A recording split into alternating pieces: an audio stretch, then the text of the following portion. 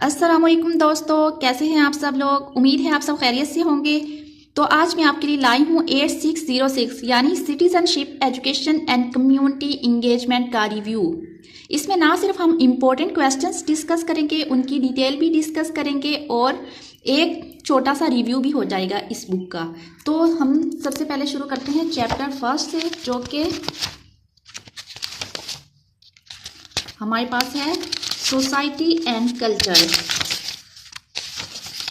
जी, तो सोसाइटी क्या है? सोसाइटी को उर्दू में हम माशरा कहते हैं और माशरा एक ऐसा बड़ा ग्रोह है जिसके अफराद तवील मुद्दत से ख़ास जोग्राफी हदूद के अंदर इकट्ठे रहते हों, उनमें यकजहती का एहसास हो और वो उस माशरती माहौल से मुकम्मल तौर पर हम आहंग हों और उनमें हर तरह का तावन पाया जाता हो। तो इन शॉर्ट हम कह सकते हैं कि society is a group of people which share a common interest. जैसा कि अगर हम पाकिस्तान में रहते हैं तो हमारा कॉमन इंटरेस्ट क्या है? हमारा मजहब।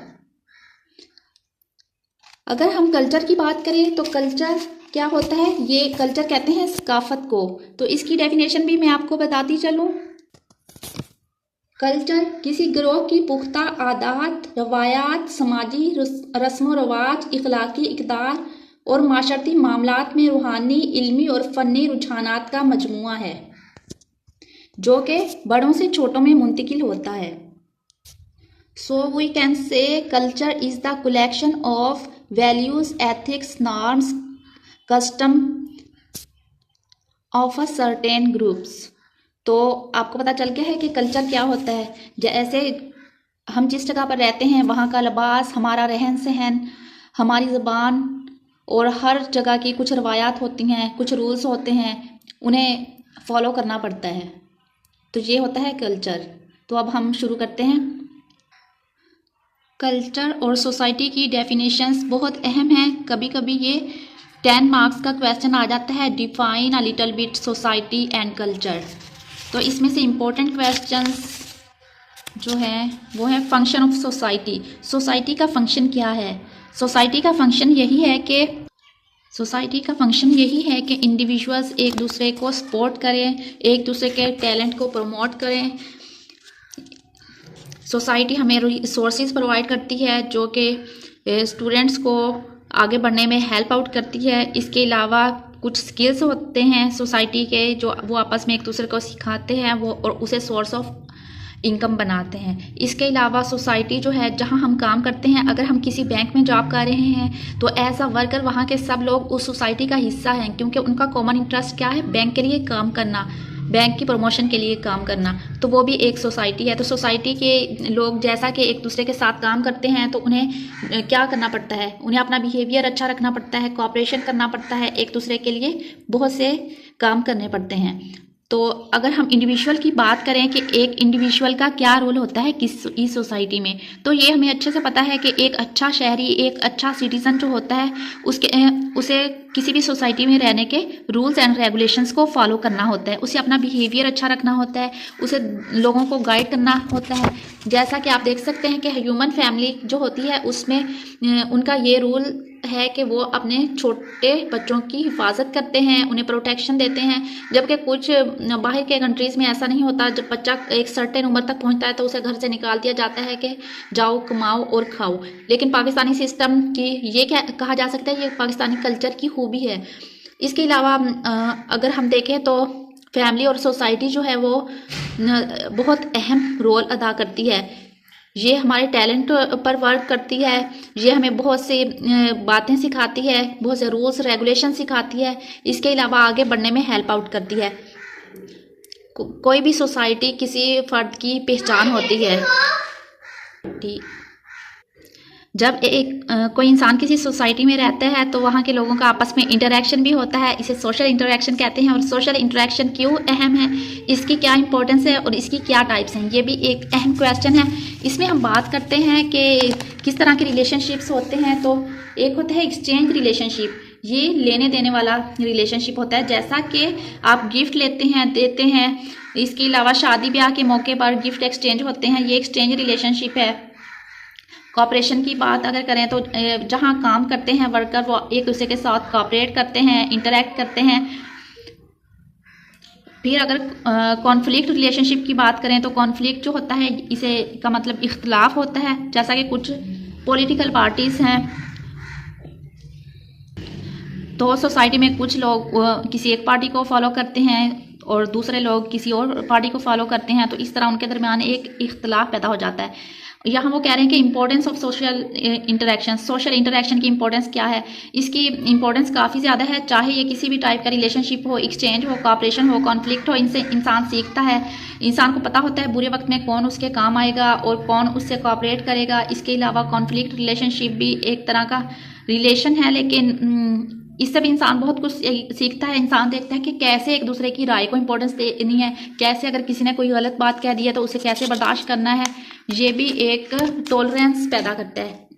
फिर सोशल इंटरेक्शन को कैसे प्रमोट किया जाता है ये आपको पता ही है कि अच्छे बिहेवियर से अब आप देख सकते हैं कि अच्छे बिहेवियर में क्या क्या आ सकता है। किसी के साथ अच्छे तरीके से मिलना, किसी के साथ अच्छे तरीके से बातचीत करना, वॉलंटियरली हेल्प करना, किसी की मतलब रजा कराना तौर पर किसी की मदद करना। जैसा कि स्कूल्स में बहुत से टीचर्स होते हैं जो रजा कराना तौर पर पढ़ाते हैं। इसके अलावा आपने हॉस्पिटल्स में देखा होगा बहुत से लोग ब्लड डोनेट कर रहे होते हैं। बहुत से लोग मरीजों की बगैर किसी मकसद के तो नहीं कहा जा सकता, उनका मकसद तो बहुत बड़ा होता है, मतलब बगैर किसी इनकम के, बगैर किसी पे के वो कर रहे होते हैं हेल्प। इसे वॉलंटियर हेल्प कहा जाता है। आस्क फॉर एडवाइस, किसी से एडवाइस मांग ली जाए, मतलब अगर आप देखते हैं कि कोई बिजनेसमैन है वो बहुत कामयाब है आपके इर्द गिर्द, तो आप उससे एडवाइस मांग सकते हैं कि आप मुझे नसीहत करें कि मैं किस तरह आगे बढ़ सकता हूं, तो वो अपने एक्सपीरियंस की बेस पर आपको एडवाइस कर सकते हैं। इसके अलावा नेटवर्क की बात करें तो वही जो बात की है कि मुख्तलिफ लोग एक दूसरे से इंटरेक्शन करते हैं। जैसा कि उन्होंने बताया कि ट्रेड ग्रुप और वॉलंटियर ऑर्गेनाइजेशन जो है ये आपस में पार्टिसिपेट करते हैं, तो ये एक किस्म का नेटवर्क बन जाता है। लोग आपस में किसी मकसद के तहत, किसी मकसद के बगैर जिस तरह भी एक दूसरे के साथ इंटरेक्ट करते हैं वो एक किस्म का नेटवर्क बन जाता है और वो नेटवर्क हमेशा अहमियत रखता है। जहाँ वो कह रहे हैं टर्न ओपोनेंट इनटू प्रोपोनेंट, इसका मतलब है कि अपने मुखालिफ को अपनी हमायत में बदल देना।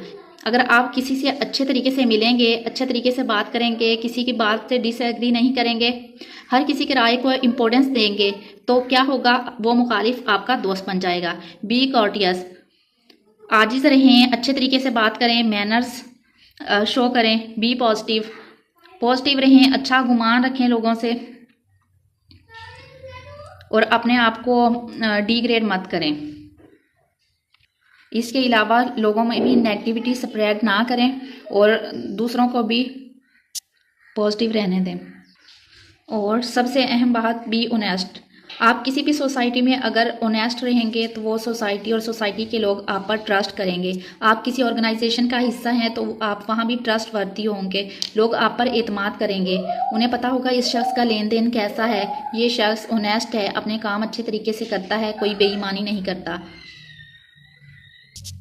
और आजकल तो लोग अपने बच्चों को सिखाते ही नहीं है कि ऑनेस्ट कैसे रहना है। मैं इस प्लेटफॉर्म के ज़रिए भी आप लोगों को भी मैसेज देना चाहूँगी कि आप लोग भी ऑनेस्ट रहें, ज़िंदगी के हर शोबे में ईमानदार रहें, चाहे वो आपका घर हो, आपकी फैमिली हो, स्कूल हो, कॉलेज हो, कहीं भी आप काम करते हो, आपको ऑनेस्ट रहना चाहिए, क्योंकि बेईमानी करने से किसी का कुछ नहीं बनता। अल्लाह भी नाराज़ होता है और इंसान के रिस्क में भी बेबरकती हो जाती है। और जब रिस्क में बेबरकती होती है तो इंसान चाहे जितना भी कमा ले कोई फ़ायदा नहीं है, उसका पूरा ही नहीं पड़ता। अब हम चलते हैं meaning and characteristic of culture. Culture के बारे में मैं आपको पहले बता चुकी हूँ। तो कल्चर जो होता है इसमें लिबास आ जाता है, लैंग्वेज आ जाती है, लिटरेचर आ जाता है, कॉस्ट्यूम आ जाते हैं, कस्टम, ट्रेडिशन, सब कुछ आ जाता है इसमें। और किसी भी सोसाइटी को अपने कल्चर को फॉलो करना ही होता है। अब अगर ये इंपॉर्टेंट क्वेश्चन है, एलिमेंट ऑफ कल्चर, कल्चर के एलिमेंट क्या हैं? आर्टिफैक्ट्स क्या होते हैं? ये आर्ट की चीज़ें होती हैं। जिस तरह आपने सुना होगा डू इट यूर सेल्फ, कि आप खुद से चीज़ें बनाएं, खुद से चीज़ें ऑर्गेनाइज करें, तो ये आर्टिफैक्ट्स उन्हीं में आ जाते हैं। जैसे किसी चीज़ के मॉडल बनाना, जैसे गिलगित बल्तिस्तान वाली साइड पर जाएं तो वहाँ उनकी कुछ कैप्स हैं, वो भी आर्टिफैक्ट्स होते हैं। फिर हर इलाके की अपनी स्टोरीज़ होती हैं, हिस्ट्रीज़ होती हैं, उनके लीजेंड्स होते हैं, कुछ जोक्स होते हैं हर कल्चर के। जैसा कि अगर पंजाबी कल्चर की बात करें तो हीर रांझा, ससी पुनू ऐसी स्टोरीज़ फेमस हैं। हिस्ट्रीज़ की बात करें तो हमारी हिस्ट्रीज़ में हमारी इस्लामिक हिस्ट्री में सहाबा कराम के किस्से और इस तरह के इस्लामी वाक़यात आ जाते हैं। फिर कुछ रस्म व रिवाज होते हैं, जैसे शादी ब्याह के फंक्शंस आप देखते हैं, उनमें कुछ हमारे यहाँ भी हिंदुआना रस्म व रिवाज शामिल हो चुके हैं। तो इसी तरह हर सोसाइटी के कुछ रस्म व रिवाज होते हैं, कुछ हीरोज़ होते हैं, कुछ ऐसे लोग जिन्होंने बहुत बड़ा काम किया होता है और वो आपकी सोसाइटी से ताल्लुक़ रखते हैं। हर सोसाइटी के सिंबल्स होते हैं और सिम्बॉलिक एक्शंस होते हैं। और इसके अलावा कुछ एटीट्यूड्स होते हैं, रूल्स, नॉर्म्स, एथिक्स, रस्म व रिवाज। हर सोसाइटी की डिफरेंट बातें होती हैं, डिफरेंट कल्चर होते हैं, डिफरेंट रस्म व रिवाज होते हैं। अब अगर हम बात करें इंपॉर्टेंस ऑफ कल्चर की, तो कोई भी कल्चर जो होता है वो इंसानी ज़िंदगी में बहुत अहमियत का हामिल है।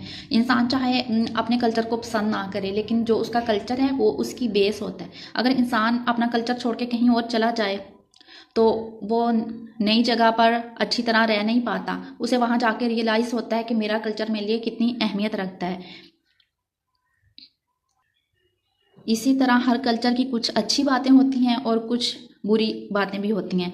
जैसा कि नस्ली तासुब का शिकार हैं आजकल लोग, शादी ब्याह नहीं करते, बरादरी से बाहर अपने कल्चर को फॉलो करना, इस तरह की चीज़ें।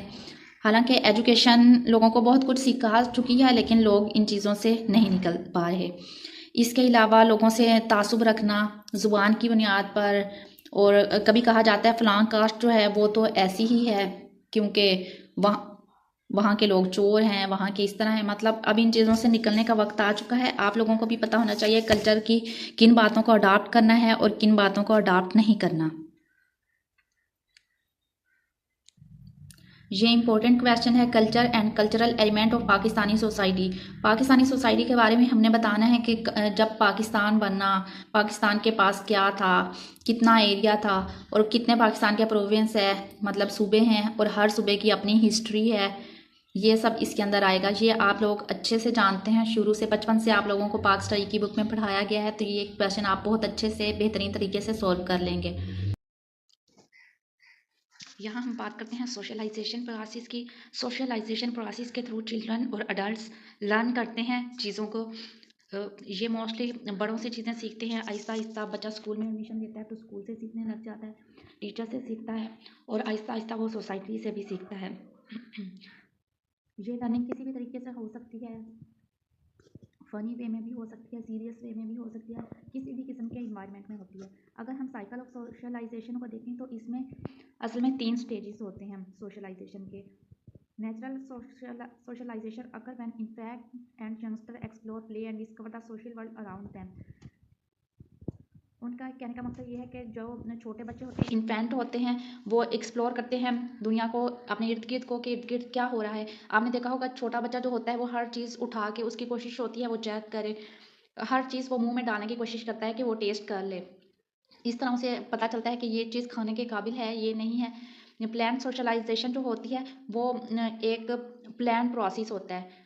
उसे प्लान किया जाता है कि किस तरह क्या क्या चीज़ें सिखाई जानी चाहिए स्टूडेंट्स को। इसके अलावा पॉजिटिव सोशलाइजेशन जो सोशलाइजेशन की टाइप है, इसमें सोशल लर्निंग जो होती है वो एक्सपीरियंस्ड बेस होती है। उन्हें मोटिवेट किया जाता है, बच्चों को उन्हें सिखाया जाता है उन्होंने किस तरह लर्न करना है। अगर वो कुछ गलत करते हैं तो उन्हें पुनिश किया जाता है, उन्हें मुख्तलिफ चीज़ें मुख्तलिफ तरीके से सिखाई जाती हैं। ये मुख्तलिफ टाइप्स हैं सोशलाइजेशन की, और इन्हें अप्लाई किया जाता है सोशलाइजेशन के प्रोसेस में। अब हम अगर अलग से बात करें टाइप ऑफ सोशलाइजेशन की, तो इसकी डिफरेंट टाइप हैं। प्राइमरी सोशलाइजेशन वो होती है जब बच्चा सीखता है, छोटा बच्चा जब सीखना शुरू करता है उसे बताया जाता है कि क्या वैल्यूज़ होनी चाहिए, क्या इक़दार होनी चाहिए जिन्हें उसे अडॉप्ट करना है, क्या नॉर्म्स, क्या एथिक्स उसने सीखने हैं। इन्हें इखलाकियात कहा जा सकता है इन शॉर्ट। फिर अगर सेकेंडरी सोशलाइजेशन की बात करें तो सेकेंडरी सोशलाइजेशन वो प्रोसेस है जिसमें लर्न करवाया जाता है कि बिहेवियर कैसा होना चाहिए। अगर कोई बच्चा किसी ग्रुप का मेंबर है तो उसे बताया जाता है कैसे उसने बिहेव करना है। ये मोस्टली एसोसिएट करता है टीनेजर और अडल्ट से। फिर डेवलपमेंटल सोशलाइजेशन की अगर बात करें तो इसमें बच्चों की माइंड की ग्रोथ के बारे में बात की जाती है कि उन्हें किस तरह सोशल स्किल्स सिखाए जाएं, कि किस तरह वो बात कर सकें, किस तरह वो पेशा अख्तियार करने के लिए कोई स्किल सीख सकें जो उनको फ्यूचर में हेल्प आउट कर सके। फिर एंटीसिपेटरी सोशलाइजेशन है। एंटीसिपेटरी सोशलाइजेशन जो है ये रेफ़र करती है प्रोसेस ऑफ सोशलाइजेशन को, जिसमें किसी भी पर्सन को रिहल सहल करवाई जाती है उसकी फ्यूचर पोजीशन के लिए, कि वो फ्यूचर में क्या शोबा चूज़ करे और उसका सोशल रिलेशनशिप लोगों के साथ कैसा हो।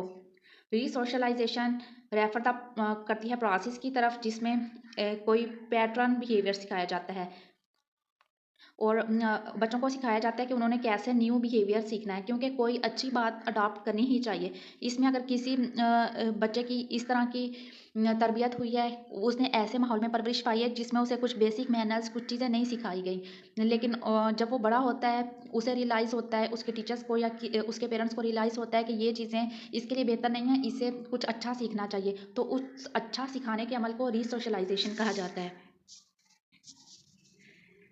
फिर ऑर्गेनाइजेशनल सोशलाइजेशन है, ये किसी ऑर्गेनाइजेशन में काम करना और उस ऑर्गेनाइजेशन के रूल्स एंड रेगुलेशन सीखना, उसमें जो काम होता है उसके स्किल सीखना।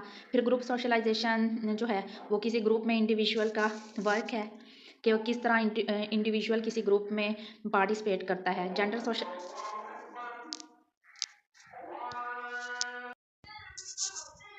ये बहुत ही कलरफुल पिक्चर है, इसमें एजेंट ऑफ सोशलाइजेशन अच्छे से बताए गए हैं। तो इसमें है हमारे पास सबसे पहले है फैमिली।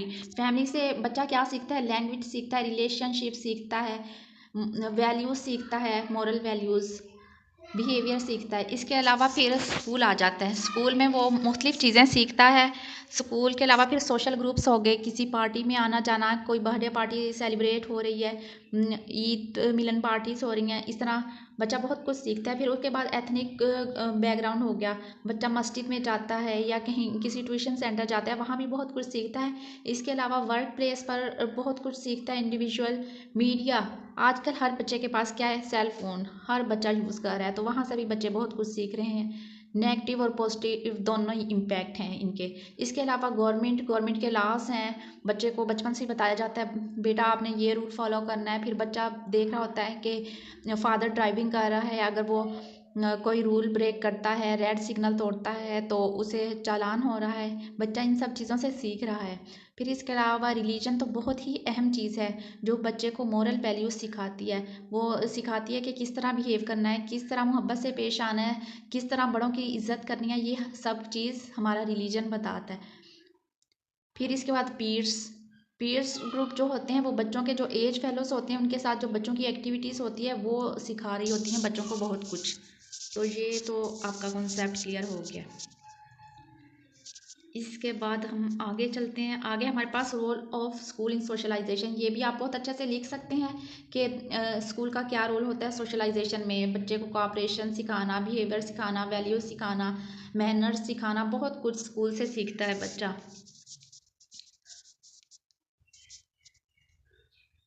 फिर टीचर एज आ रोल मॉडल, आप में से बहुत से तो टीचर्स होंगे, जो टीचर नहीं हैं उन्हें भी अच्छे से पता है कि कैसा टीचर अच्छा रोल मॉडल हो सकता है, क्योंकि जब हम लोग खुद पढ़ते होते थे हमें पता होता था ये टीचर कैसा है, इस टीचर को इस तरह होना चाहिए, ये टीचर हमारी बात नहीं समझता, तो टीचर को फ्रेंडली भी होना चाहिए, थोड़ा स्ट्रिक्ट होना चाहिए।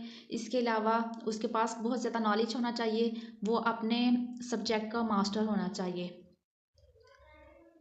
यहाँ मास्टर से ये मुराद नहीं है कि उसने एमएससी की हो, मास्टर से मुराद एक्सपर्ट होना चाहिए उसे। टीचर जो होते हैं कहा जाता है कि वो रूहानी माँ बाप होते हैं, वो अच्छे से बच्चे को सिखाएं, बच्चे की साइकोलॉजी देखें कि बच्चे को क्या क्या प्रॉब्लम फेस कर रहा है बच्चा, वो कहाँ कहाँ उसे मुश्किलात हो रही हैं, वो क्यों नहीं अपनी बात अच्छे से कन्वे कर सकता, उसके माइंड पर क्या स्ट्रेस है। तो एक अच्छा टीचर जो होता है वो हर लिहाज से अपने स्टूडेंट के प्रॉब्लम सॉल्व करने की कोशिश करता है और उसके टैलेंट को उभारने की कोशिश करता है।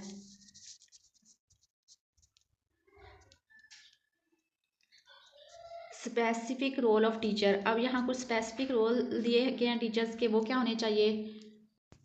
ये है ग्रुप एंड ग्रुप डायनामिक, ये यूनिट नंबर 2 है जो हमारा पहले रह गया था, इससे हम अब करते हैं। ग्रुप क्या होता है? ग्रुप जो होता है वो 2 या 2 से ज़्यादा लोगों का मजमुआ होता है जिनका आपस में रेगुलर कॉन्टैक्ट होता है। जिस तरह आप लोगों के व्हाट्सएप ग्रुप होते हैं जिनमें आप लोगों का एक म्यूचुअल इंटरेस्ट भी है कि आप सब लोग बीएड की वजह से कनेक्टेड हैं और रेगुलर कॉन्टैक्ट में हैं। कोई भी मालूमात होती है आप लोगों को मिल जाती है, आप लोग आपस में शेयर कर लेते हैं, तो इस तरह के कलेक्शन को ग्रुप कहा जाता है। इसमें जो इम्पोर्टेंट क्वेश्चन है वो है ग्रुप डेवलपमेंट। ग्रुप डेवलपमेंट कैसे होती है? ग्रुप डेवलपमेंट के लिए सबसे पहले तो एक होता है म्यूचुअल इंटरेस्ट और रेगुलर कॉन्टैक्ट। उसके बाद जो होता है पहली स्टेज होती है फार्मिंग। उसमें बनाया जाता है ग्रुप। ग्रुप मेंबर जो होते हैं वो एक दूसरे पर डिपेंड करते हैं गाइडेंस के लिए, जॉब डेफिनेशन के लिए और टास्क एनालिसिस के लिए। फिर नेक्स्ट एज जो होता है उसमें स्टॉर्मिंग होती है, मतलब जो ग्रुप के मेंबर्स होते हैं वो आपस में बातचीत करते हैं, कोई उनके दरम्यान कॉन्फ्लिक्ट भी हो सकता है। इसमें स्किल्स जो होते हैं वो मेंबर्स के पास कम होते हैं, वो आपस में शेयर करते हैं, एक दूसरे से लर्न करते हैं। नॉर्मिंग जो है इस पॉइंट पर जो मेंबर्स होते हैं वो इश्यूज़ रिजॉल्व करना सीख लेते हैं और वो बहुत कुछ सीख चुके होते हैं कि उन्होंने किस तरह क्या काम परफॉर्म करना है। नेक्स्ट स्टेज पर वो परफॉर्म करते हैं। एडजॉय उससे नेक्स्ट स्टेज है एडजॉयरिंग। एडजॉयरिंग जो स्टेज है इसमें ग्रुप जो होता है वो रिसोर्ट होता है to some form of closure that include rites and rituals suitable to event. Adjourning जो स्टेप है इसमें असल में जो टास्क कंप्लीट होने के बाद एक दूसरे को मुबारकबाद देना और सेलिब्रेशन करना टास्क कंप्लीट होने की खुशी में। इसके बाद जो नेक्स्ट इम्पोर्टेंट क्वेश्चन है वो ग्रुप नॉर्म्स है। ग्रुप नॉर्म्स क्या होते हैं कि कोई ग्रुप जो होता है, जैसे स्कूल है, स्कूल में बच्चों का यूनिफॉर्म होता है, उन्हें हर स्कूल का अपना एक स्लोगन भी होता है। इसके अलावा रिवार्ड्स नॉर्म्स क्या होते हैं इसमें ये सब बताया गया है। लॉयल्टी नॉर्म्स के बारे में कि हर किसी भी अदारे का एक बिलीफ होता है, उसके पे वो काम कर रहे होते हैं। जैसे पाकिस्तानी एजुकेशन सिस्टम में, बल्कि पंजाब एजुकेशन सिस्टम का स्लोगन है पढ़ा लिखा पंजाब, तो ये उनके एक बिलीफ है कि उन्होंने इस पे काम करना है। फिर इसके अलावा लॉयल्टी नॉर्म्स में ये भी आ जाता है कि कब कब वर्कर को छुट्टी होनी है। इसके अलावा कुछ स्पेशल डेज होते हैं, उन पर हॉलीडेज होती है, और इसके अलावा क्या ट्रांसफ़र पॉलिसी है, इस तरह की सारी पॉलिसी जो होती हैं वो लॉयल्टी नॉर्म्स में आ जाती हैं। फिर ड्रेस नॉर्म्स में आ जाता है कि क्या कौन सा यूनिफॉर्म पहनना है, किस तरह के शूज़ पहनने हैं, ये सब चीज़ें। फिर रिवार्ड नॉर्म्स के कोई वर्कर जो है वो कैसा काम करेगा तो उसे रिवार्ड दिया जाएगा, कोई स्टूडेंट कैसा परफॉर्म करेगा तो उसे रिवार्ड दिया जाएगा, या टीचर की परफॉर्मेंस कैसी रहेगी उसे रिवार्ड दिया जाएगा। ये रिवार्ड नॉर्म्स में आ जाता है।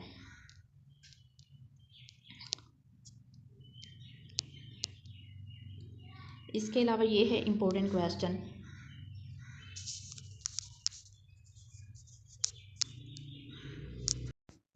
जेंडर सोशलाइजेशन इम्पोर्टेंट पॉइंट है सोशलाइजेशन का।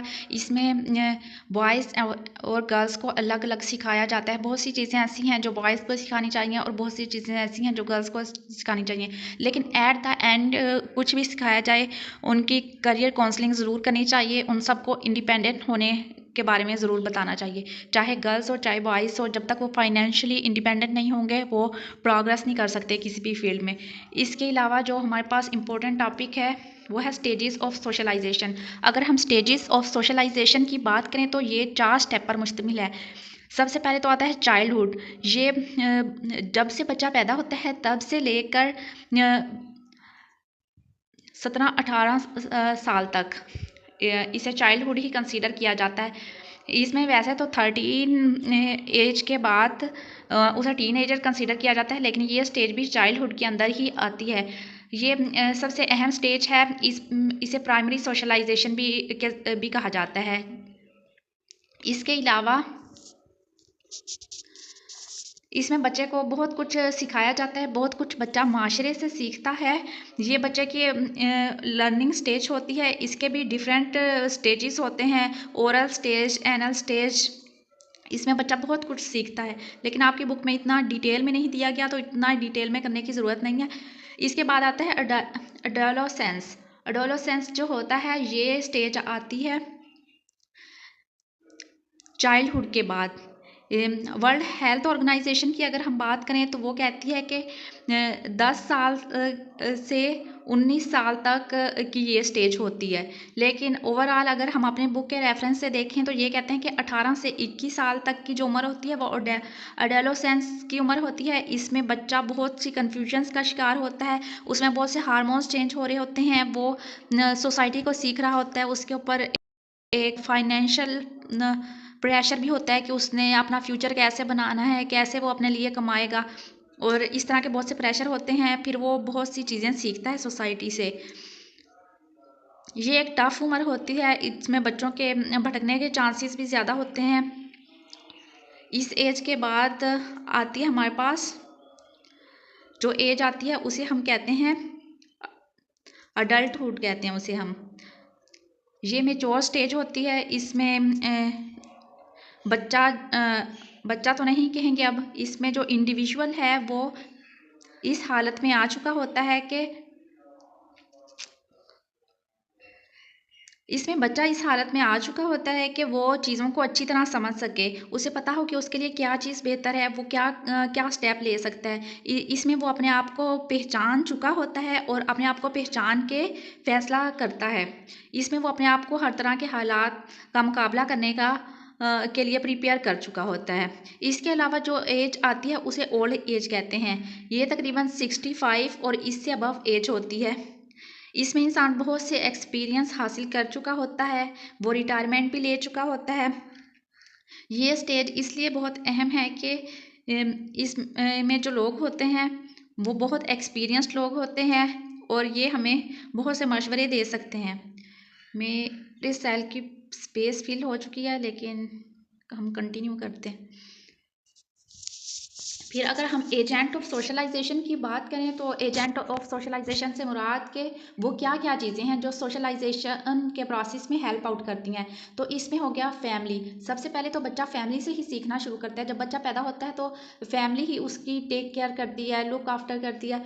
लेकिन जैसे जैसे बच्चा बड़ा होना शुरू होता है तो उसे इंट्रोड्यूस करवाया जाता है सोसाइटी के साथ। वो स्कूल में जाता है, स्कूल जाना शुरू करता है तो वो अपने एज फेलो से मिलता है, अपने टीचर से मिलता है, वहाँ से उसे बहुत कुछ सीखने को मिलता है। इसके अलावा ये देखें, ये बहुत ही कलरफुल पिक्चर। इसके बाद हमारा नेक्स्ट चैप्टर है सोशल इंस्टीट्यूशन। अगर हम सोशल इंस्टीट्यूशन की बात करें तो इसमें फैमिली भी एक इंस्टीट्यूट है, स्कूल भी इंस्टीट्यूट है। ये देखें, इंस्टीट्यूशन फैमिली हो गया, एजुकेशनल इंस्टीट्यूशन हो गए, पॉलिटिकल इंस्टीट्यूशन है, economic institution, religious institution, play and recreational institution.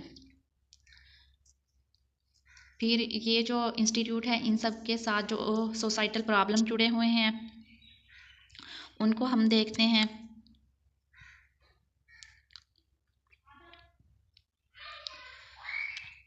Family के अपने मुख्तलिफ मसाइल होते हैं। इसके अलावा एजुकेशनल इंस्टीट्यूशन की अगर बात करें तो socialization of newcomer to the society, उन्हें आने वाले स्टूडेंट जो होते हैं उनकी सोशलाइजेशन करनी होती है, जो एक डिफ़िकल्ट प्रोसेस होता है। पॉलिटिकल इंस्टीट्यूशन जो होता है उसमें ऑर्डर मेंटेन किए जाते हैं और पावर की डिस्ट्रीब्यूशन करना मुश्किल हो जाता है। पॉलिटिकल इंस्टीट्यूशन में ये भी सिखाना मुश्किल हो जाता है कि कैसे कॉन्फ्लिक्ट को मैनेज करना है। लोग कॉन्फ्लिक्ट मैनेज नहीं करते, लड़ाइयाँ झगड़े हो जाते हैं। इकोनॉमिक इंस्टीट्यूशन में production and distribution of good and services के कौन सी प्रोडक्ट कितनी प्रोड्यूस करनी है, क्या करनी है, प्रॉपर्टी की ओनरशिप किसके पास है, इस तरह के बहुत से मसाइल पैदा होते हैं। आपको पता है हर जगह रिलीजियस इंस्टीट्यूशन में भी बहुत से मसाइल हो जाते हैं, मुख्तलिफ फ़िरके बन जाते हैं। फिर प्ले एंड रिक्रिएशनल इंस्टीट्यूशन में भी बच्चे के लिए कुछ ना कुछ प्रॉब्लम्स होते ही हैं। बच्चे की इमोशनल डेवलपमेंट के बारे में यहाँ बात की गई है। इसके अलावा बस इन शॉर्ट ये कोई इंपॉर्टेंट क्वेश्चन नहीं है, यही बताया गया है कि यहाँ इंस्टीट्यूशन में कौन कौन सी चीज़ें शामिल हैं। सोशल इंस्टीट्यूशंस के रोल क्या है, ये तो आपको पता है कि हर सोशल इंस्टीट्यूट का अपना अपना रोल है। फिर अगर टाइप ऑफ सोशल इंस्टीट्यूशन की बात करें तो फैमिली की बात यहाँ हो रही है। फैमिली मोस्ट इम्पॉर्टेंट है, क्योंकि फैमिली से इंसान सब कुछ सीखता है। जब बच्चा बड़ा होना शुरू होता है तो वो अपनी फैमिली को ही देखता है, इसलिए वो फैमिली के ही एथिक्स और नॉर्म्स अपना लेता है।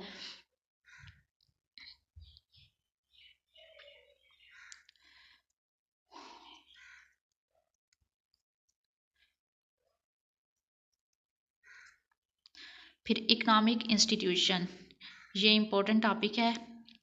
इकोनॉमिक इंस्टीट्यूशन जो है इसकी दो टाइप्स हैं, इसमें की दो कैटेगरीज हैं, कैपिटलिज्म और सोशलिज्म। कैपिटलिज्म जो होता है इसमें ये कहा गया है कि एक जो इंडिविजुअल है या कोई सिटीज़न है वो जितना कमाता है वो उस पर हक रखता है, और वो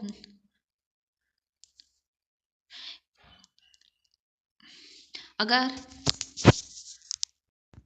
यहाँ उन्होंने इकोनॉमिक इंस्टीट्यूशन की बात की है और उसमें उन्होंने बताया कि इसकी दो कैटेगरीज हैं, कैपिटलिज्म एंड सोशलिज्म। कैपिटलिज्म का सिस्टम जो है उसमें उसे ऐसे डिफाइन किया जाता है कि इसमें कोई पर्सन जो कुछ कमाता है वो उसका अपना है और वो उसे प्राइवेटली ओनरशिप ओन कर सकता है, मतलब वो उसका मालिक है, वो चीज़ उसके इख्तियार में है, इसमें गवर्नमेंट का कोई कंसर्न नहीं होना चाहिए। मतलब एक बंदा जो कमाता है जितना कमाता है वो सब उसी का है। लेकिन सोशलिज्म जो है ये इसके बिल्कुल ऑपोजिट है। इसमें उन्होंने कहा है कि हर बंदा मुल्क के लिए काम करे और तमाम प्रॉपर्टी जो है वो गवर्नमेंट के अंडर हो और गवर्नमेंट सबको बराबर तकसीम करे। इसमें ये होता है कि किसी इंसान की एफर्ट ज़्यादा है किसी की कम है, तो ये कोई अच्छा तरीका नहीं है मेरे नज़दीक। Specific function of economic institution. Economic institution के जो स्पेसिफिक फंक्शंस हैं वो यही है कि किसी चीज़ का प्रोड्यूस करना, फिर उसे आगे बेचना, उसकी डिस्ट्रीब्यूशन करना।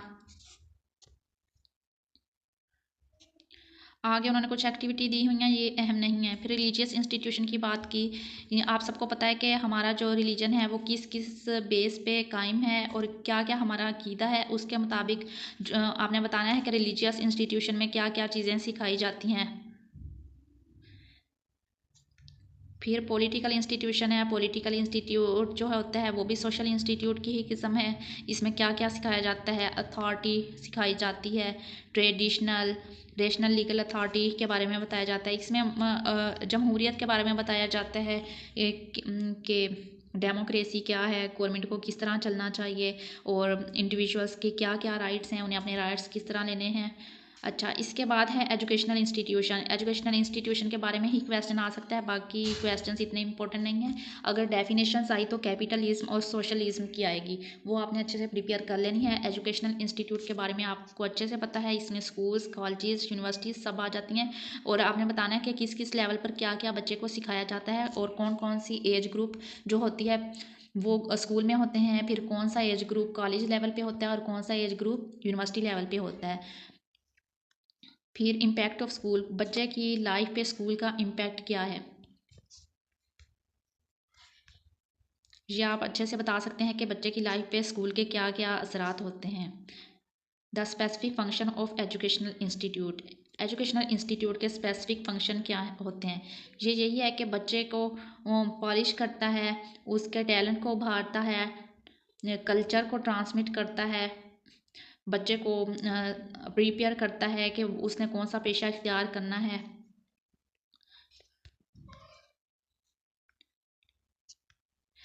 फिर है प्ले एंड रिक्रिएशनल इंस्टीट्यूशन, इसमें प्ले वैल्यूज़ हैं कि वो खेल बच्चे को किस तरह स्ट्रॉन्ग बनाता है, क्या क्या सिखाता है, स्पोर्ट्समैनशिप सिखाता है, इसके क्या क्या फ़ायदे हैं, बच्चे क्या क्या सीखते हैं। आपने ये बताना है कि बच्चे स्ट्रॉन्ग हो जाते हैं, उनके सोचने समझने की सलाहियत भी बेहतर होती है, उनकी हेल्थ भी अच्छी होती है, वो फिट रहते हैं, इस तरह की चीज़ें। फिर importance of social institution of society, her social institute का जो इम्पैक्ट किसी इंडिविजुअल की लाइफ पर है वो आपने लिख देना है। जिस तरह के इकोनॉमिक इंस्टीट्यूशन का इंसान पे क्या इफ़ेक्ट है कि वो सीखता है कि उसने किस तरह अच्छे से कमाना है। एजुकेशनल इंस्टीट्यूट बच्चे को तालीम के बारे में सिखाता है, उसके को मॉरल वैल्यूज़ भी देता है, फिर फैमिली उस पे किस तरह असरअंदाज है, ये सब कुछ और इनकी अहमियत। फिर इसके बाद हमारा नेक्स्ट चैप्टर है सोशल कंट्रोल, कि सोसाइटी किस तरह कंट्रोल करती है इंडिविजुअल्स को। सोसाइटी का बहुत बड़ा रोल है, सोसाइटी का इतना अहम रोल भी हमारी लाइफ में नहीं होना चाहिए जितना अहम रोल हम सोसाइटी को दे चुके हैं। सोसाइटी क्या कहेगी, इस बात का डर सबको लगा रहता है। फिर पर्पस ऑफ सोशल कंट्रोल, ये उन्होंने कहा है कि मकसद क्या है सोशल कंट्रोल का।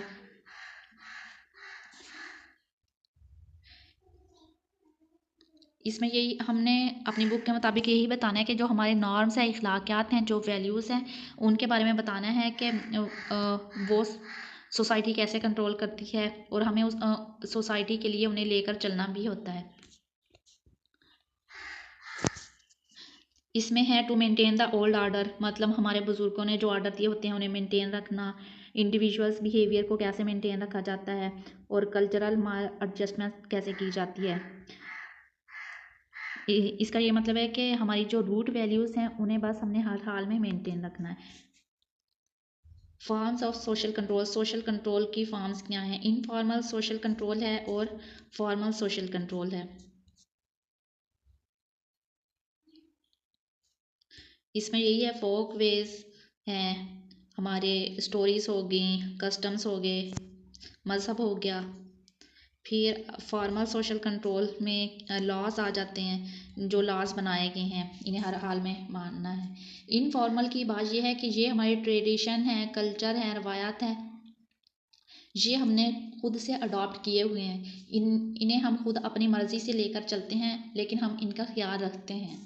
ये हमारे ऊपर कोई लॉज मसलत नहीं है कि हमने हर हाल में ये फॉलो करना है। लेकिन जो फॉर्मल हैं वो लॉज, वो हमें हर हाल में वो चीज़ें फॉलो करनी हैं। जैसे लॉ आ गया, ट्रैफिक के सिग्नल नहीं तोड़ना, इस तरह नहीं करना, ये सारे लॉ आ गए। जो फॉर्मल सोशल कंट्रोल है इन्हें मानने के लिए हमें मजबूर भी किया जाता है और इनका मानना हमारे लिए बेहद ज़रूरी है, वरना क्या हो सकता है, पनिशमेंट हो सकती है, चालान हो सकता है, जुर्माना हो सकता है, जेल हो सकती है। फिर ये वही पुरानी बात आ गई, जिस तरह वो एजेंट थे सोशलाइजेशन के, इस तरह agencies of social control, family, neighbourhood and public opinion. कौन कौन सी एजेंसीज हैं, कौन से एजेंट हैं जो कंट्रोल करते हैं। उसमें फैमिली आ गई, फैमिली जो है वो बच्चे को कंट्रोल करती है, क्या करना है क्या नहीं करना। फिर नेबरहुड है, इंसान को नेबरहुड का भी ख्याल रखना पड़ता है। फिर पब्लिक ओपिनियन तो बहुत ही ज़्यादा मैटर करती है, जो इतनी करनी नहीं चाहिए। ये सब चीज़ें सोशल कंट्रोल की हैं। सोशल डेविएशन एंड टॉलरेंस, इसमें यही है कि किस तरह हमें चीज़ों को बर्दाश्त करना चाहिए, ये इतना अहम नहीं है।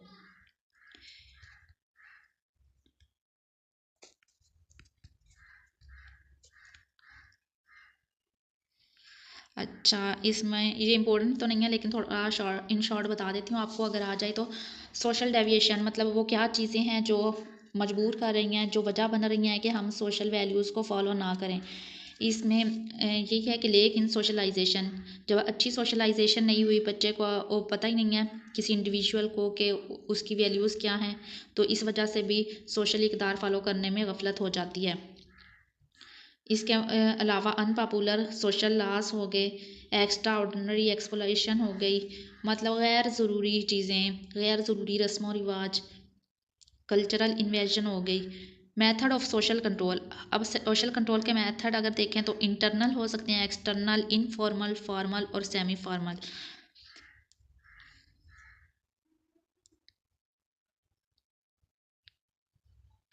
एक्सटर्नल सोशल कंट्रोल के बारे में उन्होंने कहा है कि सोसाइटी एफर्ट करती है कि जो सोसाइटी के लॉज की खिलाफ वर्जी कर रहा है उन्हें वापस उसी लाइन में लाया जाए।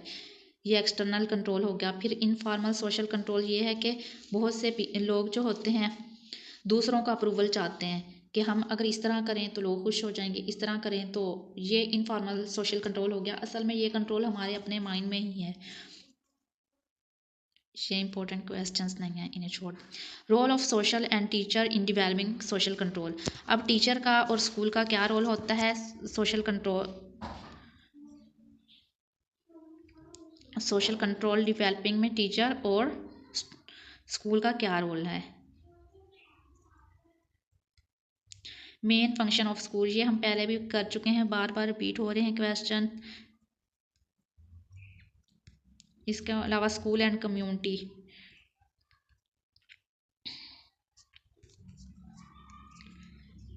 स्कूल और कम्युनिटी के बारे में अब हम पढ़ते हैं कि ये क्या चीज़ें हैं।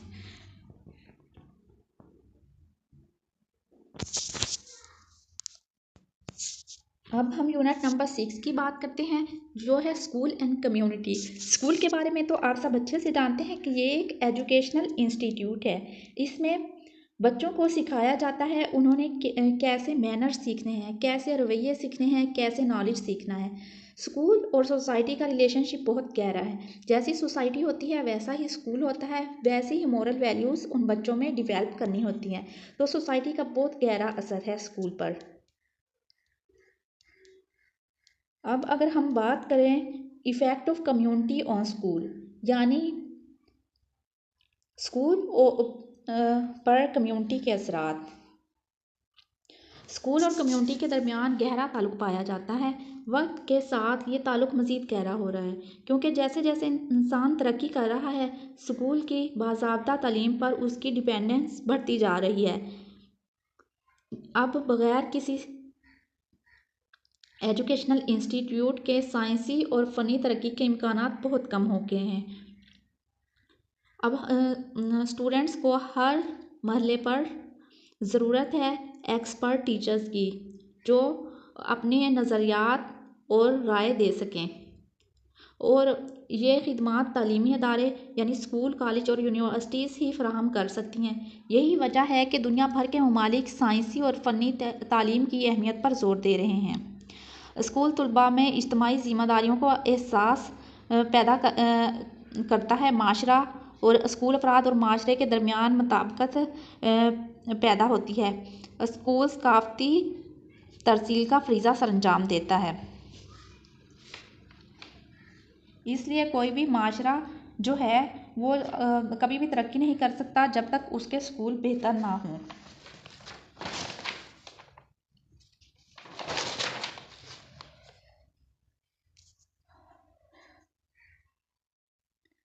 अब यहाँ हम बात करते हैं community involvement to produce capable workforce. Community किस तरह इन्वॉल्वमेंट शो करती है कि एक अच्छी वर्कफोर्स पैदा की जा सके। कम्युनिटी स्टूडेंट्स की हेल्प करती है, उन्हें तरगीब देती है कि उसने क्या क्या सीखना है। स्टूडेंट को एडवांस लैंग्वेज सीखने की ज़रूरत है, कम्युनिकेशन स्किल्स बेहतर करने की ज़रूरत है।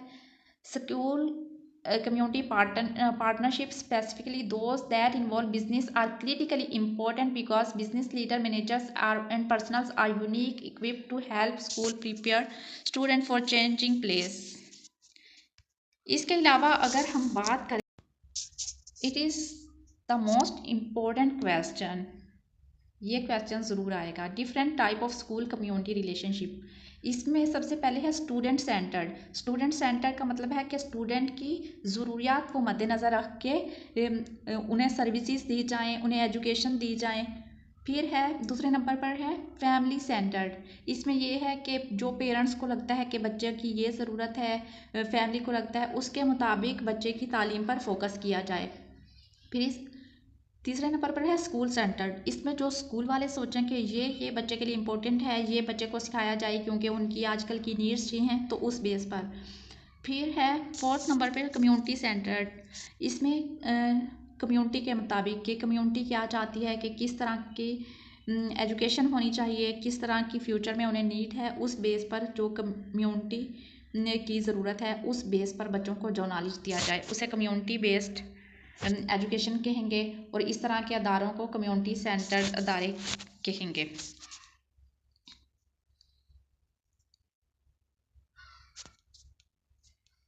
इसके अलावा है social rule of school and education in Pakistani society.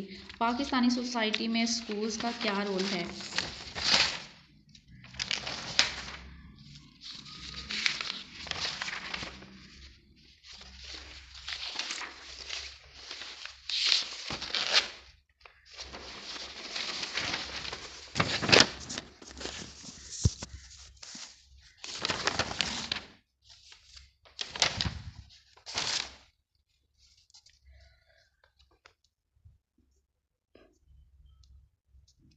इसमें हम इकोनॉमिक ग्रोथ की बात करेंगे कि स्कूल किस तरह इकोनॉमिकली ग्रोथ करने में हेल्प आउट करते हैं, किस तरह नॉलेज सिखाते हैं, किस तरह अर्निंग की तरफ लेकर जाते हैं बच्चों को।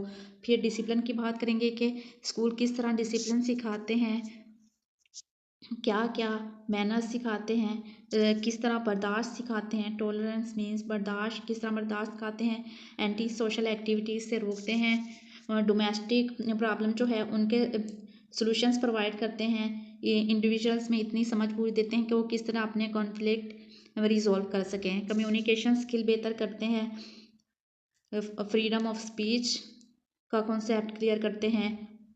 Most basic thing is that ये आइडेंटिटी देते हैं, बच्चों को सिखाते हैं कि उनकी अपनी आइडेंटिटी क्या है, उनका क्या पोटेंशियल है, वो क्या कर सकते हैं। क्वालिटी ऑफ लाइफ इन्हेंस करने में हेल्प आउट करते हैं।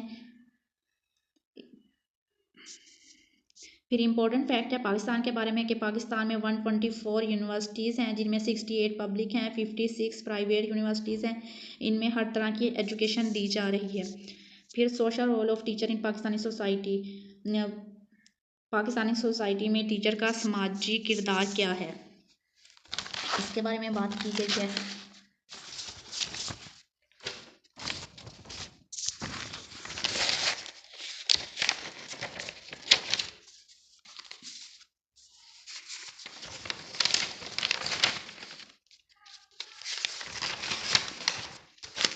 फिर डायरेक्ट रोल की बात की गई है और इनडायरेक्ट रोल की बात की गई है।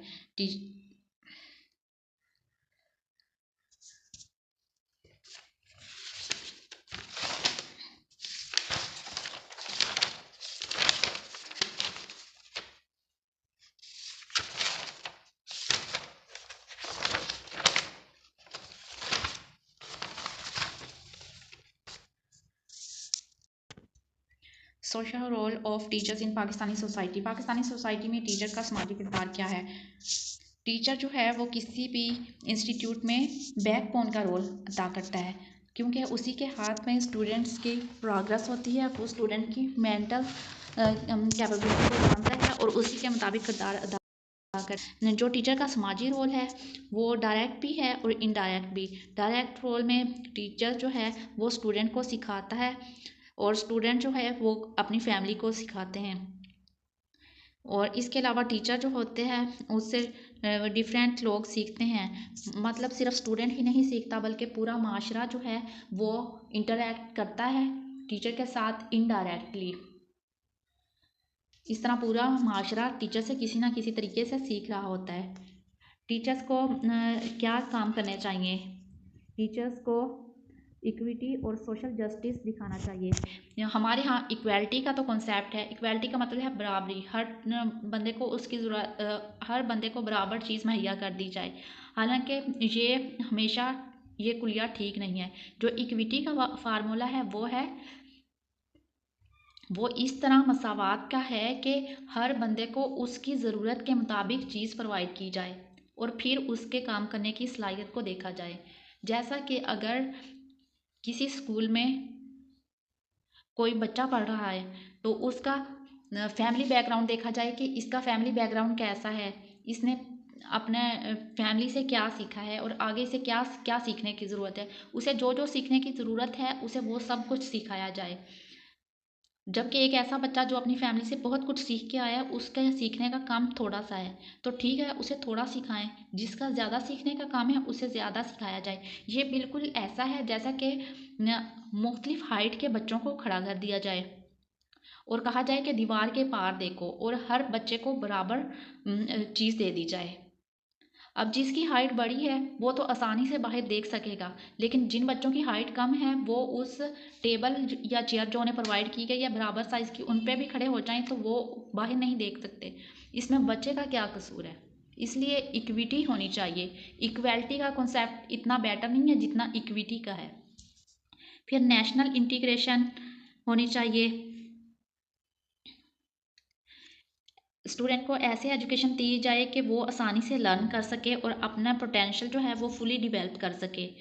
इंटरनेशनल अंडरस्टैंडिंग, जो टीचर होता है उसे चाहिए कि वो देखे दुनिया में क्या क्या हो रहा है और इन कमिंग डेज में किस किस स्किल्स की किस तरह की एजुकेशन की डिमांड है, तो स्टूडेंट को वैसी एजुकेशन प्रोवाइड करे। Good quality and modern education, teacher को चाहिए कि वो भी वक्त के साथ साथ अपनी एजुकेशन को इन्हेंस करे, अपने स्किल्स इन्हेंस करे और अपने स्टूडेंट को भी मॉडर्न एजुकेशन प्रोवाइड करे।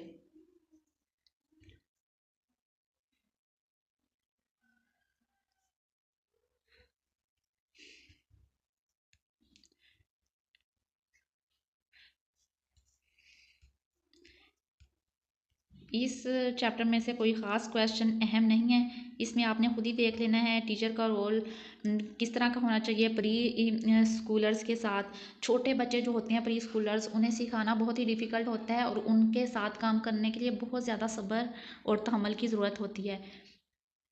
बच्चों की बॉडी लैंग्वेज पे काम करना होता है, बच्चे की वीकनेस पे काम करना होता है, उन्हें मुख्तलिफ गेस्चर सिखाए जाते हैं। ये सब टीचर का रोल है प्री स्कूल लेवल पे।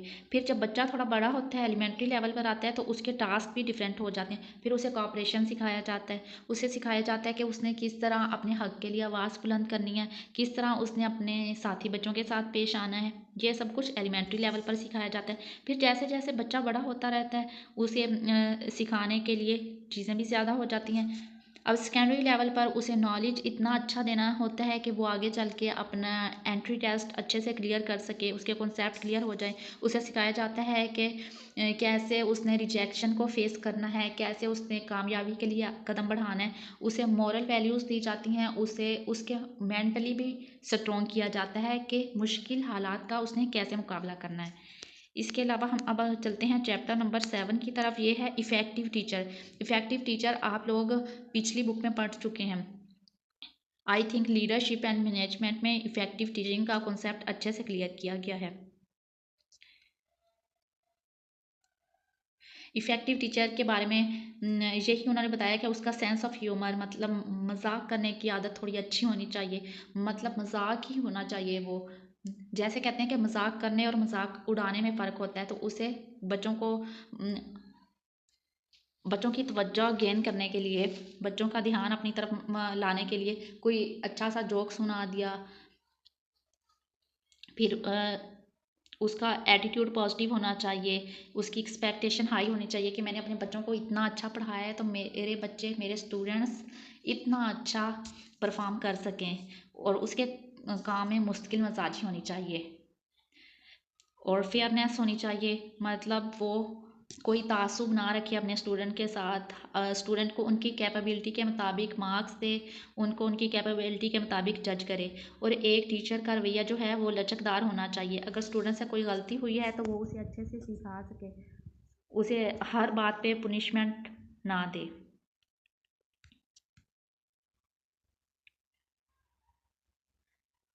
कम्युनिकेशन और इफ़ेक्टिव टीचिंग का बहुत अहम रिलेशन है।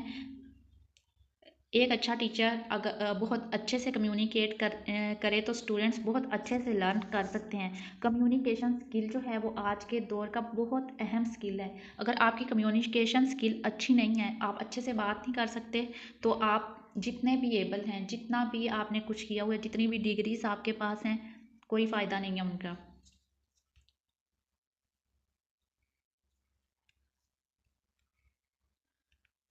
यहाँ उन्होंने टू वे कम्युनिकेशन का बताया है कि इंफॉर्मेशन जो है वो एक सोर्स से जाती है रिसीवर की तरफ, मतलब सेंडर से रिसीवर की तरफ जाती है। सेंडर कौन होता है? भेजने वाला, रिसीवर कबूल करने वाला। सेंडर की तरफ से इंफॉर्मेशन जाएगी मैसेज की सूरत में रिसीवर के पास, फिर रिसीवर के पास से जो मज़ीद इन्फॉर्मेशन होगी वो सेंडर के पास आएगी, और इस तरह ये साइकिल जो है कम्युनिकेशन का चलता रहेगा। ये उन्होंने ऐसे बताया है कि जैसे दो लोग आपस में कम्युनिकेट करते हैं, बातचीत करते हैं, एक इंडिविजुअल कुछ कहता है फिर दूसरा उसका आंसर देता है, ये है टू वे कम्युनिकेशन। फिर कम्युनिकेशन की डिफरेंट टाइप होती है। एक बॉडी लैंग्वेज भी होता है कि इंसान की बात करने का स्टाइल, वो इंसान की फ़िज़िकल अपीयरेंस देख के भी बहुत कुछ सीखा जाता है।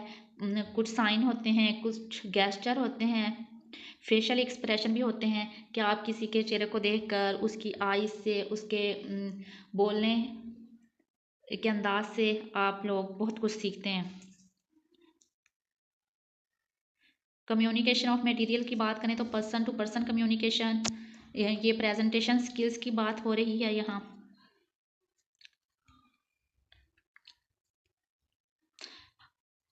Most important question, type of motivation. पहले आपने थ्योरीज ऑफ मोटिवेशन भी की हुई हैं और टाइप्स ऑफ मोटिवेशन भी की हुई हैं आप लोगों ने। Type of motivation, extrinsic motivation और इंट्रिंसिक मोटिवेशन। एक्सट्रिंसिक मोटिवेशन वो होती है जो, एक्सट्रिंसिक का मतलब होता है एक्सटर्नल से, ये निकला है लफ्ज़, मतलब बैरूनी।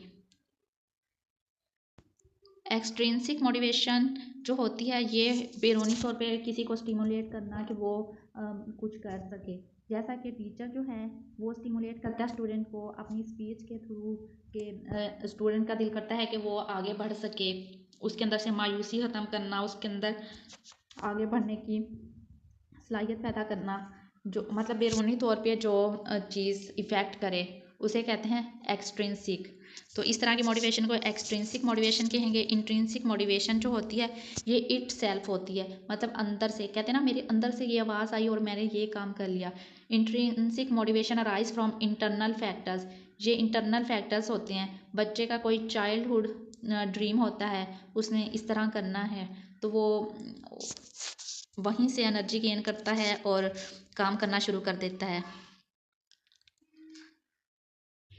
जिस तरह उन्होंने यहाँ एग्जाम्पल दिया है कि जिस तरह बच्चे गेम खेलते हैं, उन्हें कोई कहता नहीं है कि गेम खेलो, उनके अंदर की मोटिवेशन होती है कि मुझे गेम खेलनी है।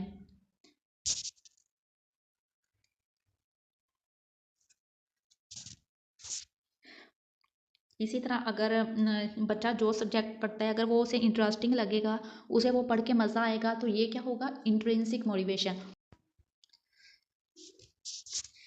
ये थ्योरीज ऑफ मोटिवेशन है, ये भी आपने पहले कोर्स में की हैं 8605 में, लीडरशिप एंड मैनेजमेंट वाले कोर्स में ये आपको करवाई गई हैं। ये थ्योरीज इंपॉर्टेंट हैं और आप लोगों ने यकीनन ये तैयार भी की हुई हैं। इसमें मास्लो की थ्योरी है, चलें ये मैं आपको थोड़ा एक्सप्लेन कर देती हूँ। इसमें है कि किसी भी चीज़ की जो मोटिवेशन होती है वो बेसिक से शुरू होती है। जब सबसे पहले तो इंसान की फिजियोलॉजिकल नीड होती है, जैसे कि उसका सांस लेना, खाना पीना, सोना, ये सब कुछ क्या हो गया, ये उसकी बेसिक नीड में आ गया। जब इंसान की बेसिक नीड पूरी हो जाती है तो वो अगले स्टेप की तरफ मूव करता है। तो वो चाहता है कि वो सेफ रहे कुदरती आफात से, ज़मीनी आफात से, हर तरह के आफात से। तो उसे सेफ्टी कंसर्न शुरू हो जाता है। जब उसकी सेफ्टी नीड्स पूरी हो जाती हैं, वो इस काबिल हो जाता है, जैसे कोई गरीब शख्स है, पहले उसके पास खाने पीने के लिए कुछ नहीं था, उसका एक सोर्स ऑफ इनकम बना, उसके पास पैसे आने लगे और उसका खाना पीना डेली रूटीन का पूरा होने लगा। तो उसे क्या ज़रूरत महसूस हुई, उसे एक छत की ज़रूरत महसूस हुई जहाँ वो सेफ रह सके आंधी तूफान बारिश चोर डाकुओं से। तो उसने एक घर बना लिया, तो क्या हुआ, उसकी सेफ्टी नीड भी पूरी हो गई। अब जब उसकी सेफ्टी नीड पूरी हुई तो उसमें क्या मोटिवेशन स्टार्ट हुई, लव और बिलोंगिंगनेस। लव जो है ये तीसरे नंबर पे आ रहा है। तो उस बंदे को ज़रूरत हुई कि कोई मुझे पसंद करे, कोई मुझसे मोहब्बत करे, कोई मेरे फैमिली मेम्बर्स हों, कोई मेरी फ्रेंडशिप हो, ठीक है। फिर नेक्स्ट स्टेप आ जाता है एस्टीम।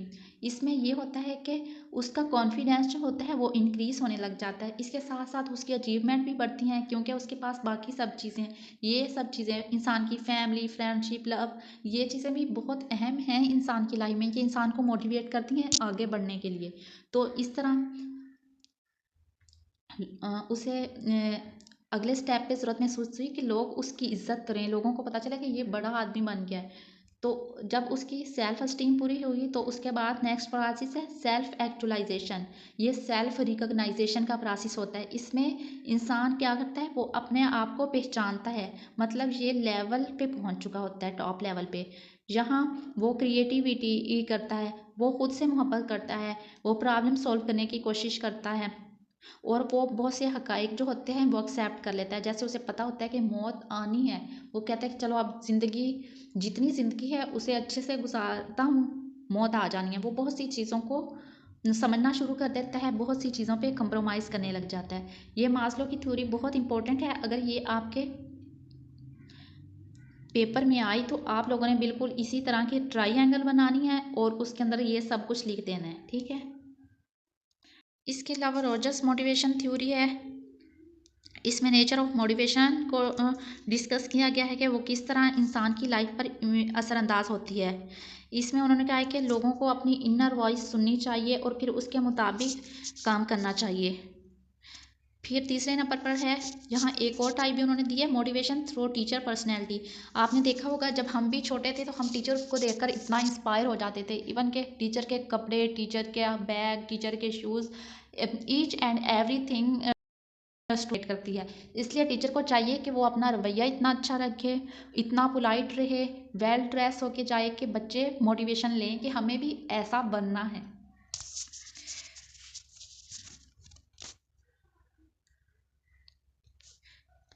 फिर इन्होंने कहा है कि motivation through interaction and worth while task, के कुछ टास्क के ज़रिए भी स्टूडेंट्स में मोटिवेशन पैदा की जा सकती है। इसमें कुछ मॉडल हैं, थिंक पेयर शेयर। इसमें एक ही एज के स्टूडेंट्स जो होते हैं उन्हें डिफरेंट टास्क दिए जाते हैं और उन्हें कहा जाता है कि सोच समझ के आप क्वेश्चन का आंसर ढूंढें। इसमें एक तो उनका कॉपरेशन शो होता है कि वो शेयर करके ग्रुप में डिस्कस करके आपस में फिर सोच समझ के जवाब देते हैं। फिर डिफरेंट स्टूडेंट टीचर जो हैं,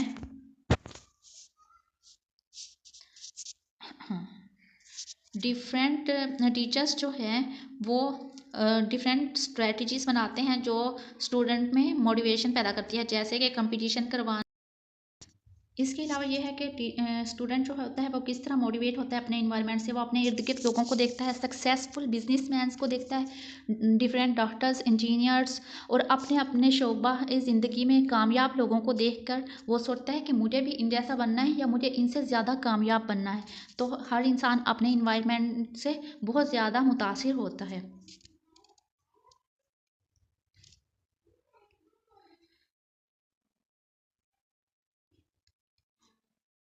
इसके अलावा इंपॉर्टेंट क्वेश्चन है क्लासरूम मैनेजमेंट। क्लासरूम को कैसे मैनेज किया जाए, किस तरह स्टूडेंट्स को मैनेज किया जाए।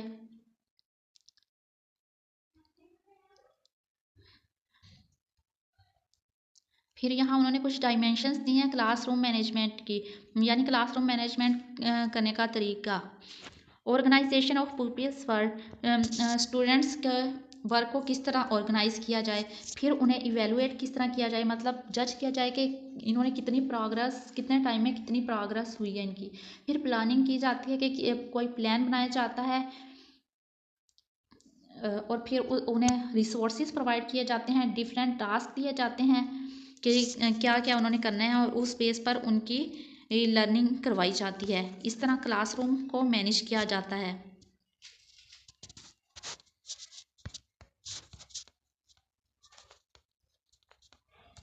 इसके अलावा यूनिट नंबर 8 है technological changes and society.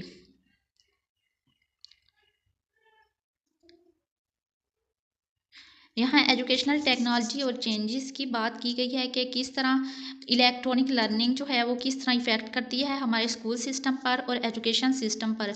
Instructional technique and technology की बात की गई है, किस तरह प्रोजेक्टर्स, मल्टीमीडिया इफ़ेक्ट करता है टीचिंग के प्रोसेस को। Source of technological changes, technological changes के सोर्स क्या हैं। Research and development, learning by doing, spill over, ये तीनों चीज़ें जो हैं वो सोर्स हैं टेक्नोलॉजिकल चेंजेस का।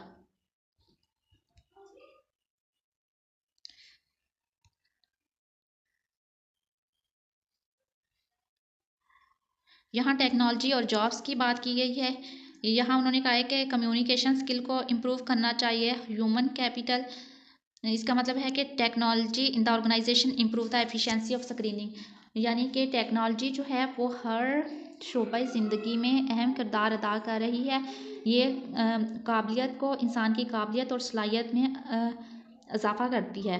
फिर एफिशिएंसी बढ़ाती है, वर्क करने की स्पीड बढ़ाती है, जैसे पेपर प्रिंटिंग को कॉस्ट कम कर देती है।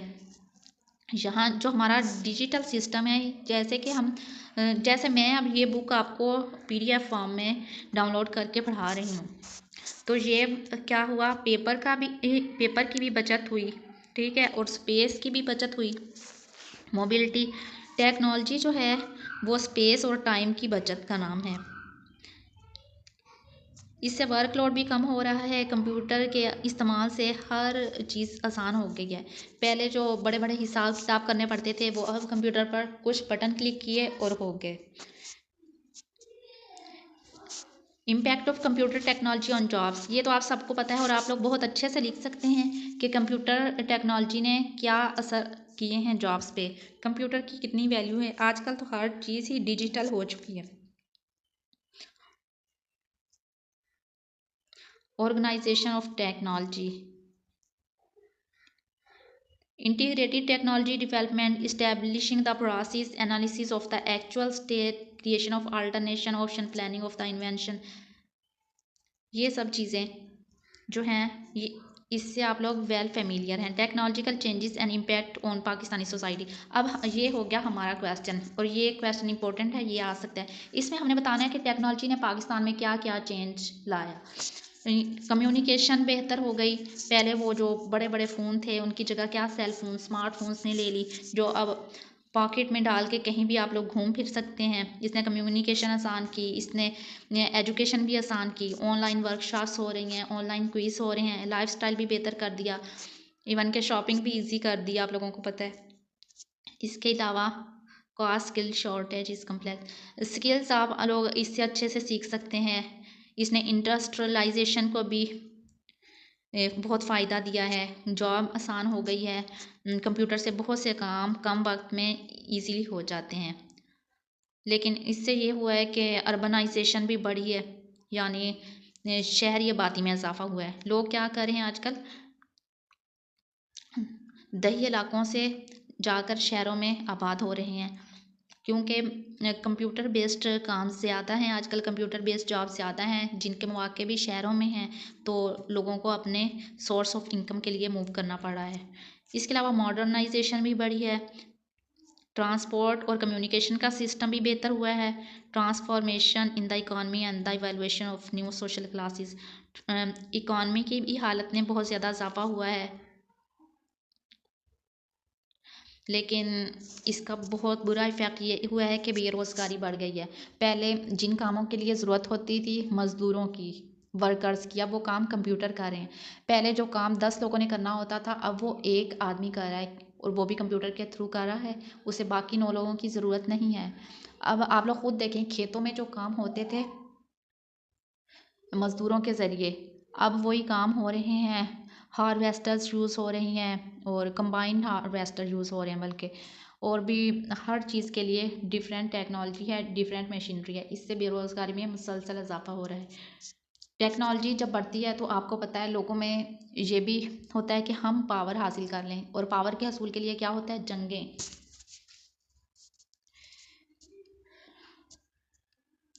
इसके बाद हमारा नेक्स्ट चैप्टर है collaboration between schools and community. School and community की जब हम बात करते हैं तो हमें पता है कि कम्युनिटी जो है वो स्कूल्स पर गहरा असर डालती है।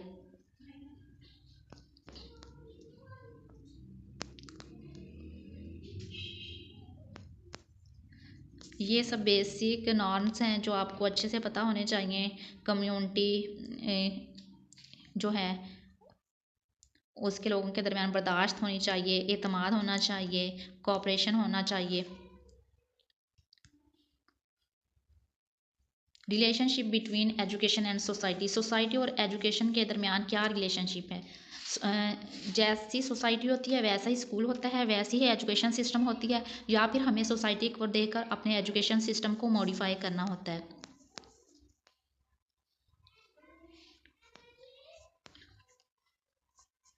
ये क्वेश्चन इंपॉर्टेंट है। Improving school community collaboration by formulating objective, school community collaboration को किस तरह इम्प्रूव किया जाए ऑब्जेक्टिव बनाने के बाद।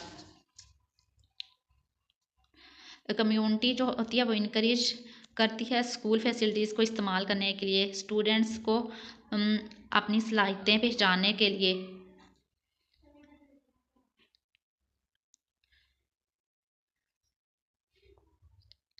इसमें यही छोटे छोटे पॉइंट्स लिखे हुए हैं जो जिनसे आप लोग वेल फेमिलियर हैं।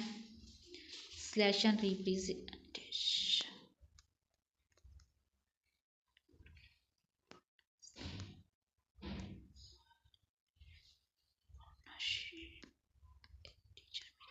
इसमें पेरेंट टीचर मीटिंग जो है ये इम्पोर्टेंट है।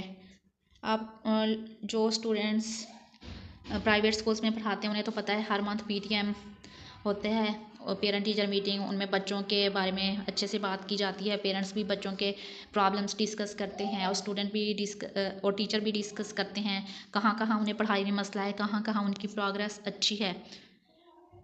फिर उन्होंने यहाँ कुछ टिप्स दी हुई हैं जो कि एक सक्सेसफुल पेरेंट टीचर कॉन्फ्रेंस के लिए ज़रूरी है। उन्होंने कहा है कि जो पेरेंट और टीचर के दरमियान कन्वर्सेशन होनी चाहिए वो प्राइवेट होनी चाहिए। ये नहीं कि एक पब्लिक गैदरिंग हो जाए और उसमें स्टेज पे जाके आप बच्चे की खामियां बता रहे हैं, बिल्कुल भी ऐसा नहीं होना चाहिए। प्राइवेटली अच्छे से बताएं और पेरेंट्स को भी चाहिए कि वो ओवर रिएक्ट ना करें, बच्चे के मसले सुने और उन्हें अच्छे से समझें। और जो टीचर को चाहिए कि वो अच्छे से बच्चे का प्रॉब्लम बताए, शुगर कोटिंग ना करे कि आपका बच्चा बहुत अच्छा है, इस तरह है नहीं। पेरेंट्स को ने बच्चे के पेरेंट्स जो होते हैं वो अपने बच्चे के फ्यूचर के लिए पोजेसिव होते हैं, इसलिए आप उन्हें अच्छे से बताएं कि इसे कहाँ कहाँ क्या क्या मसला पेश आ रहा है। इसके पास कॉपी नहीं होती, इसके पास पेंसिल नहीं होती, अगर ये लिखता है सही नहीं लिखता तो क्यों नहीं लिखता, इसको कहाँ कहाँ मेहनत की ज़रूरत है, इसको कहाँ इसका होमवर्क बेहतर करवाया जाए। और पेरेंट्स को भी चाहिए कि एजुकेशन के हवाले से जो जो उन्हें कंसर्न है वो टीचर से अच्छे से डिस्कस करे और टीचर की ड्यूटी है कि वो बर्दाश्त से सुने, वो इसे अना का मसला ना समझे।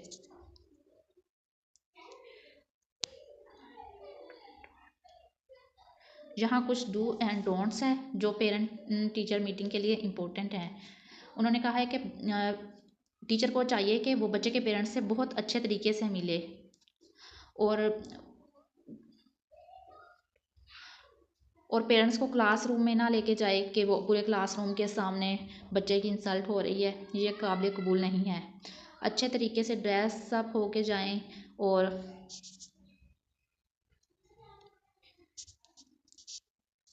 आपको अच्छे से पता हो कि आपने क्या बात करनी है, किस बारे में बात करनी है। हमेशा पॉजिटिव बात करें और अच्छे अंदाज से जवाब दें। पेरेंट्स को ब्लेम मत करें और उनकी बात अच्छे से समझें।